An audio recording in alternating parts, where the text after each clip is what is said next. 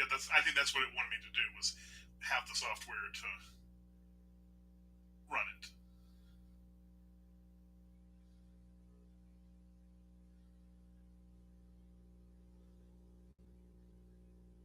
Yeah, yeah. Okay, so I'll remember to do that next. Just redo it the next time.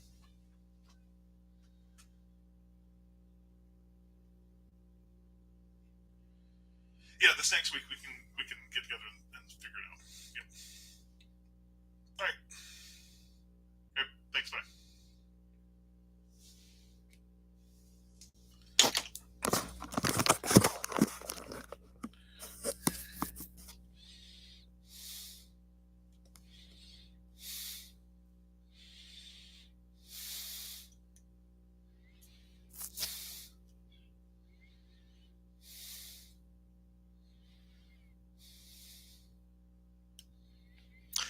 All right. Let's see. All right. Yep. Okay. So, sorry about that, everybody.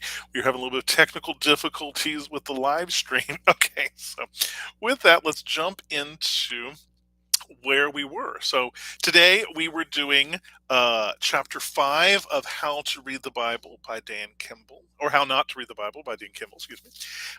And this is the chapter entitled The Art of Not Cherry Picking Bible Verses.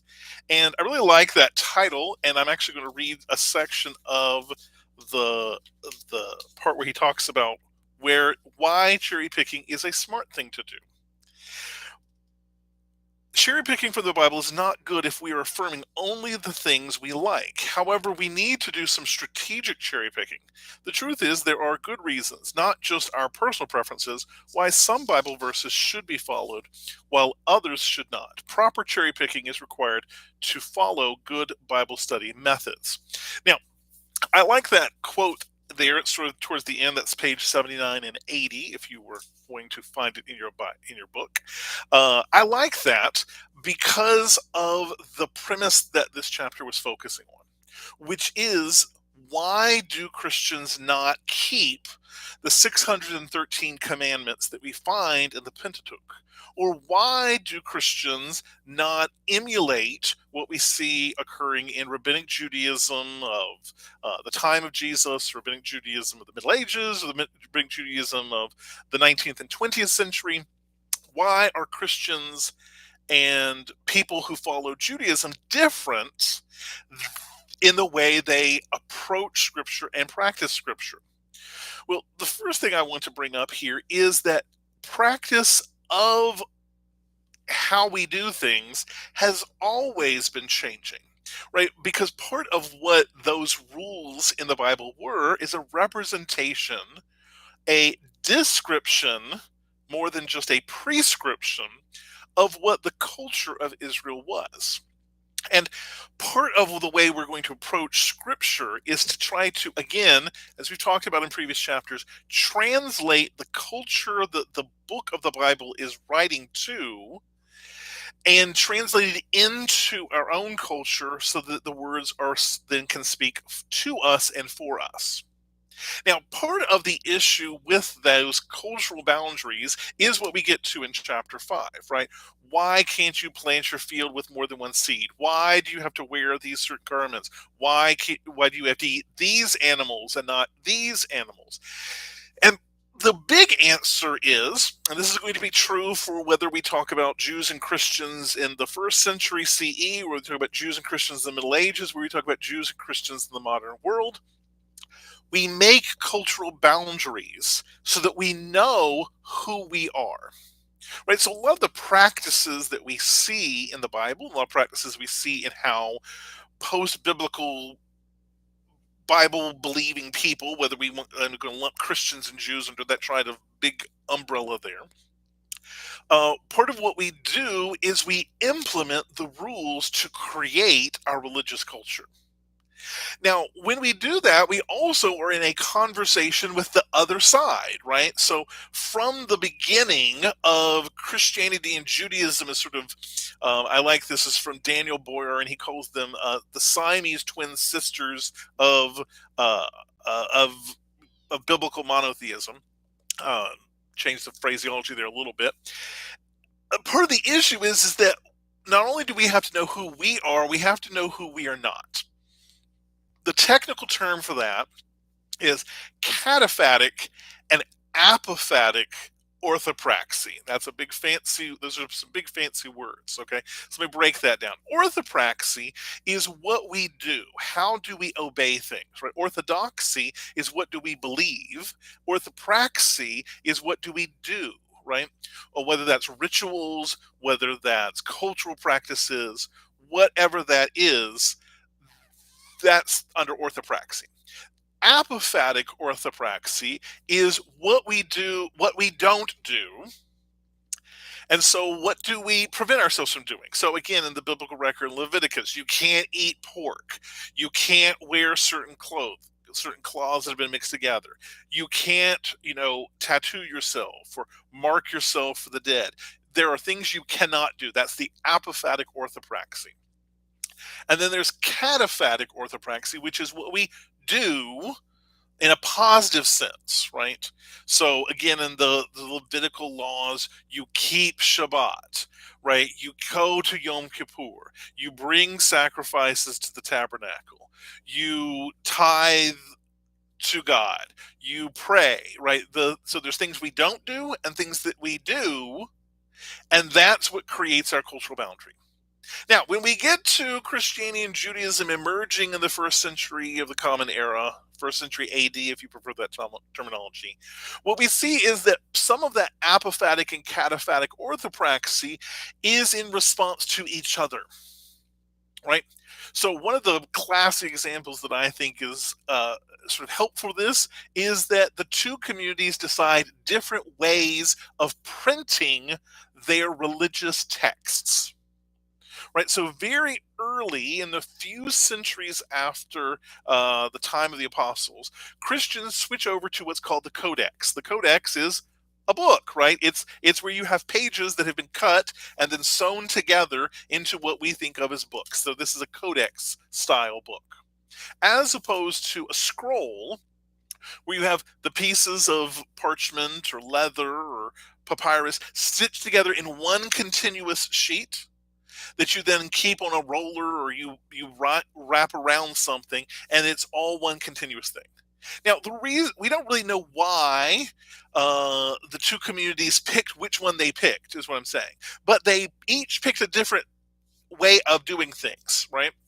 Rabbinic Judaism picked a scroll and really wanted to double down on the scroll. And in fact, for centuries, religious texts were not even printed um, in book form until we basically to almost the time of the printing press. And the reason why they started printing them in the codex form of the printing press is because it was faster and more efficient in order to get things like the Talmud or their commentaries out, right? They couldn't print them on scrolls anymore. And then, but even into the year 1000, they're still writing the biblical text on one continuous scroll. For 600 or something years, Christians were writing the exact same biblical text in a book. Why did they do that? Because of boundary formation. They wanted to be distinctive. We Christians use the Codex for our scripture. We Jews use the scroll for our scripture. It's completely neutral. One is not better than the other. The Codex may be more efficient to carry around, but the scroll is more reverent, and you can follow the text together, and you don't have to worry about the binding coming apart or something like that, right? So one's not necessarily good or bad. We just made a choice. Okay, so when we approach these biblical rules, we have to think about that. We are also making choices. And so I'm going to bring it into the modern era. So as Christians and Jews lived together for centuries in Europe mainly, and then coming into the Americas, they are continually making choices about their practices, about their culture. And what's interesting about that is they kind of come in and out, right? They become more similar at times, and they become more distinctive and different at times. And much of the history of anti Semitism or Christian Jewish relations in Europe can be mapped onto the we're too close together, we need to be more distinct, or we're too far apart, we need to start acting like each other and emulating the other one for some sort of political or economic or social advantage, right? So we kind of, again, that's why I like this image that Boyarin says of Siamese twins, right? Like they want to be separate, they want to be individuals, but they also want to kind of be together. They want to be their own persons, but they also want to be a unity. Now, how does that come into how we apply the scripture and the smart cherry picking that Daniel Kimball is talking about? So, first of all, some of the rules in Leviticus just don't apply to us anymore, right? I'm not sure if you have your own little hobby garden in the backyard, but if you're not planting fields, I'm not really sure that the rules about planting fields apply to you anymore, right? If you're not in agriculture or winery or animal husbandry, I'm not sure you have to worry about whether you're mating your donkey with your mule and or your donkey with your horse and making mules and doing things improperly because you're not doing that anyway. That rule is unpracticable, practicable. There we go. To what you're going to do, and so in many ways, we're not ignoring the rules. They just don't really have any application for us. In other ways, how our cultural practices have changed also interact with that. So, food, for instance, is always sort of a cultural practice. I mean, this is why we have ethnic named restaurants, right? Where we have Mexican and Chinese food and Indian food, right? What does that really mean? It's all the same spices if you break it down sometimes. But it has to do with creating boundaries and creating culture. And so, as we choose to do things or as we choose not to do things, sometimes it just has to do with we made a choice, we made a decision. We wanted to be different than our neighbors, or we wanted to be similar to our neighbors. We wanted to do something, or we didn't want to do something. And we see that also in the history of Christianity and Judaism as practices have come and gone as cultures have shifted, whether that's because of political reasons or because of social reasons or because of scientific advancements or whatever it is. Now, one of the things that I want us to pursue as we go forward and as you to think about is I really want us to wrestle with whether we should be doing more with what the Bible commands us, right? Of the 613 commandments, and that enumeration comes from the Middle Ages, by the way. As we think about these different rules, are there some that we should be practicing that we don't? And maybe we should be generating a Christian culture or a religious culture that is more emblematic of what these rules have to say. And not because we want to necessarily be weirdos, as much as we just want to be a culture that is coherent. I think oftentimes what we struggle with in America about Christianity, one of the issues that I think we're facing when we talk about Christians in America, is that we don't know what it means to be Christian in America anymore. That we don't know what is involved in that makes us different from people who are not Christian in America or Christians who are not in America, right? So, what is the commonality that we can call the Christian part of our culture? And what is the commonality that we call the maybe American component of our culture? And where does the intersection lie and what does that look like? And so that's sort of one of the things I want to look for as we go forward with the study is to sort of think about that. And as we approach the scripture to look at and go, why don't I do this? Or why do I do this? And what does that say about my faithfulness to the text and my identity as a believer in this culture, this text, this faith that we call our own? All right, so let me see if there's any questions in the chat. I'm not seeing any. Give it just a little bit of time.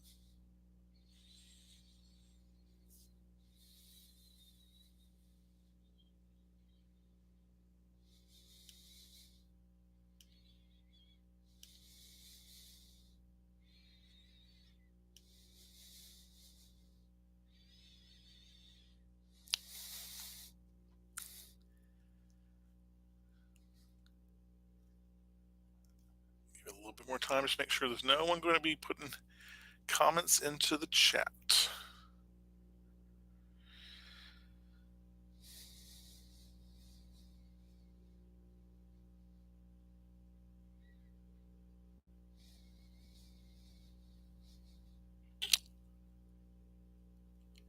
All right. Well, if there's no questions, I guess we can wrap it up for tonight. All right. So next session, next week, for those of you who are going to be following on the live stream, we're going to be doing chapter 6, entitled Making Sense of Shrimp, the Skin of a Dead Pig, and Slavery. And so we're going to get into some of these weird examples of how the biblical rules are expressed in the scripture, and how we practice them or don't practice them. Okay. And so chapter 6, that's going to be pages 81 through 100. And again, we're going to have come to sort of the end of a section here as well. And so if you're reading it more coherently, where you're reading it part by part, we're coming to the end of part 2. So again, for next week, we're going to do chapter 6, pages 81 through 100. And I will see you then. Bye, everybody.